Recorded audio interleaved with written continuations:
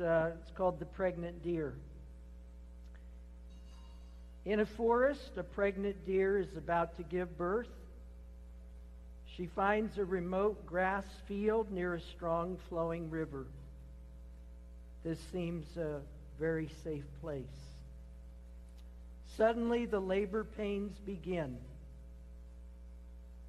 At the moment the labor pains begin, dark clouds gather around above, and lightning starts a forest fire.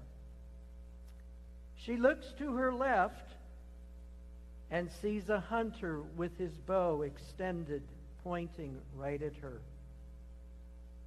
To her right, she spots a hungry lion approaching her.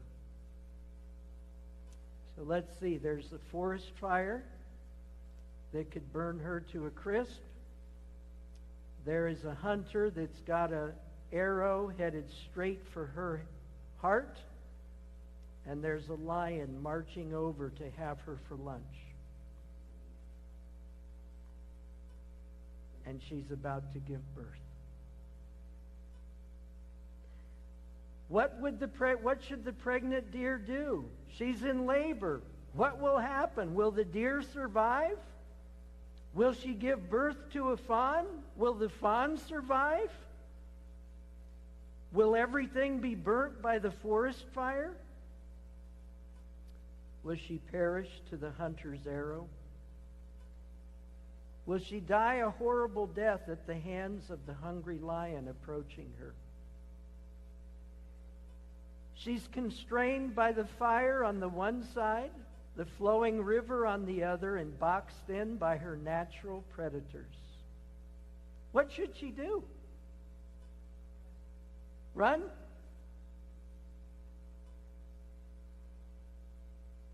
She decides to focus on giving birth to a new life. The sequence of events that follow are these.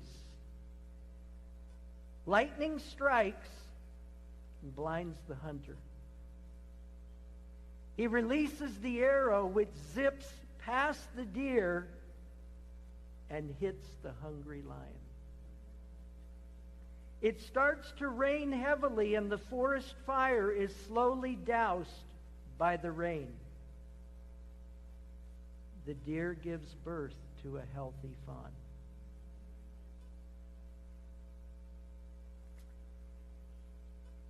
In our life, too, there are moments of choice when we are confronted on all sides with negative thoughts and possibilities. Some thoughts are so powerful they overcome us and overwhelm us. Maybe we can learn something from the deer. The priority of the deer in that given moment was simply to give birth to a baby. The rest was not in her hands. And any action or reaction that changed her focus would have likely resulted in death or disaster. Where is our focus today? Where is our faith and our hope? In the midst of any storm, let's keep faith in our Creator always. He will never, ever disappoint you. Never. Remember, He neither slumber nor sleeps.